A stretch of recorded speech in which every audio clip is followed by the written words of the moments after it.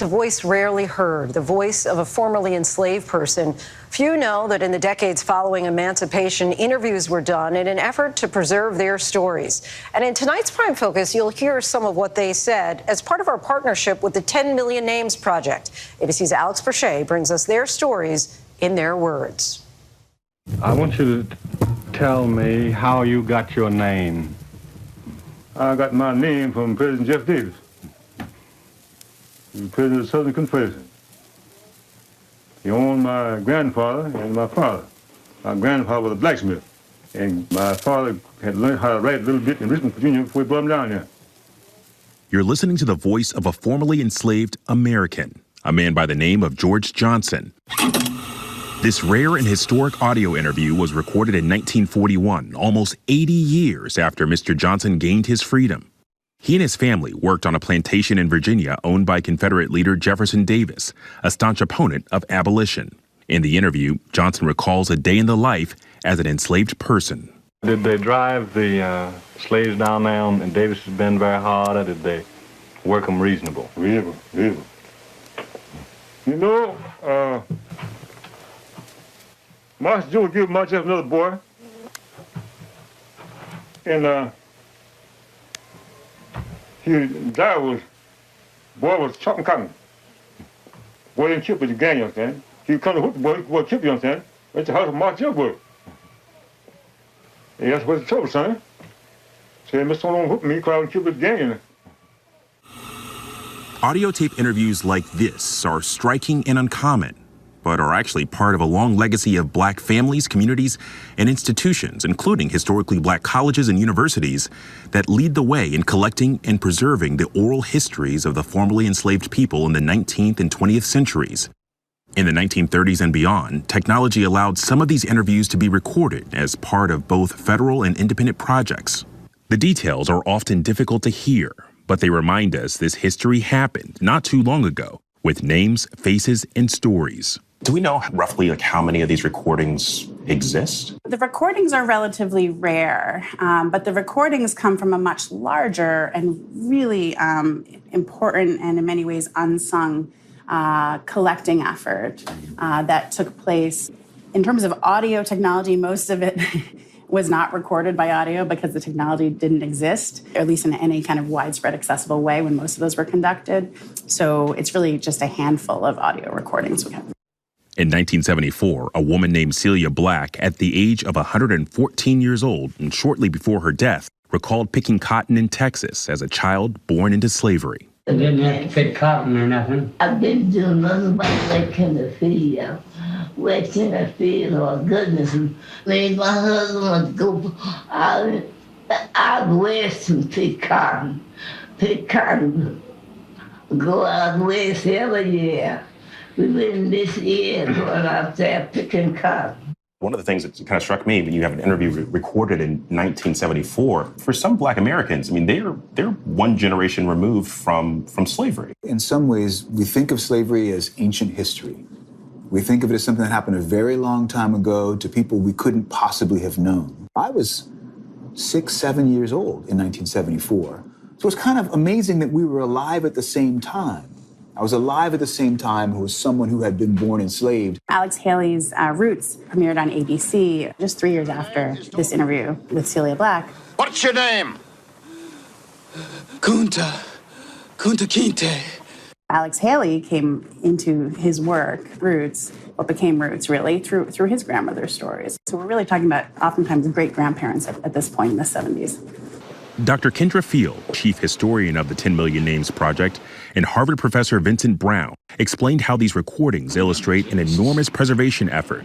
The firsthand accounts shedding light on the darkest chapters in our American history, yet also revealing incredible African-American strength and survival. Didn't you have some entertainment, doing any dancing or anything? Oh, I used to dance, but I don't do it now. No, I don't dance now. I try my best to serve my master. I'm trying my best to serve my Heavenly Father. You hear these recordings. What were the emotions when you hear, the recollections of a Celia Black? First is just the miracle of her survival. It's just that I'm actually hearing this person who had been enslaved. That's kind of a miracle. Celia Black was alive when Abraham Lincoln was president and lived to see the resignation of President Richard Nixon. Oh, man. You remember Abraham Lincoln, President? Oh, well, they gave him a good name. Oh, Abraham Lincoln. They thought Abraham was they thought, everybody thought Abraham was the best president there was. In a similar effort to preserve this history and legacy, the 10 Million Names Project is a moonshot endeavor that aims to use the power of ancestry research to identify the names of the 10 million men, women, and children who were enslaved in the territory that became the United States. The goal is to put names and faces on this vital history, not only to give the enslaved the dignity they deserve, but to connect those living today with their family's story. With the help of the 10 Million Names genealogist, we were able to find the direct descendants of Celia Black. In Rhode Island, we met 68-year-old Curtis Royal, who spent time with her as a young man. She's my great-grandmother from my mother's side of the family. Do you remember any of the stories that she would tell? She told us about how difficult it was, just being alive during that period. And of course, she would tell us a story about the big ox that they had 2 of them, and how her father would set her right on the head of the ox, and she would just hold on with the horns. So those are, as a boy, those are fascinating. You say, wow. My grandfather had some big old oxen. He had one with a big wide horns. Oh, it looked like a house. Wide horns, and I used to sit up there and tween them horns. And then his name was Coley. And the other one was named Left. Was it ever difficult to talk about slavery? Yes, and I think what made it so difficult is just realizing, how emotional it was and what they went through. You try to put yourself into their physical being and to understand what they went through, and it is scary. You've heard the recording Yes. of your great-grandmother Yes. in 1974. It was very challenging for me to hear when they asked her the question about what it was like working in the fields, the heat in Texas, the humidity, and, sometimes 105, 110 degrees. And I just can't fathom waking up, sun up to sundown, working in the fields. How do they do it? How did they do it? You learn about slavery in America, and I think especially being a Black American, the initial emotion is anger. There's the history of slavery as an institution, which was all about oppressing people.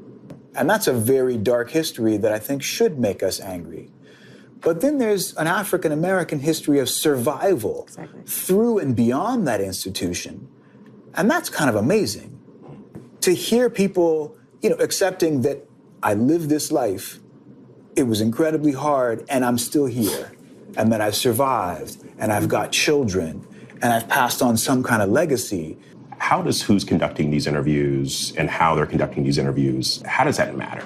Oh, I mean, it's enormously important. For the WPA interviews in general, the vast majority are white interviewers. Some are the children of the former slave owners, in fact, that are interviewing a former slave, right, of that same family. But everywhere, slavery was a system for allocating status.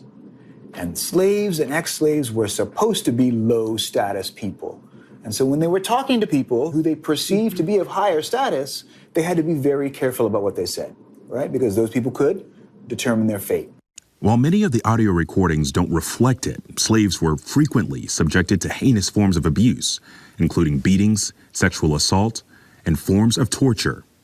The historic 10 Million Names Project, in which ABC News is the exclusive media partner, is an ancestry database that the public can access add information to and use as a research tool. And because so little information about enslaved people was officially documented, amassing this data is a huge task. We encourage anyone that wants to get involved to reach out, to go to the website, and to be part of that project. Who stands the most to gain from hearing these? I mean, is it Black folk? Is it younger Black folk? Is it white America? Is it Americans as a whole? If we're going to understand anything about freedom, then we're going to have to understand the people who were denied that freedom. I mean, While very few of us will have the opportunity of hearing our ancestors' voices on tape, the 10 Million Names Project hopes that one day all Black Americans will have the chance to know their ancestors' names and stories the way that Curtis knows Celia. You had the chance to know your great-grandmother. Yes. How powerful is it being able to connect that dot? It's extremely powerful. You got to hear it from her directly. Not something that was passed on, but to hear it directly from her pain.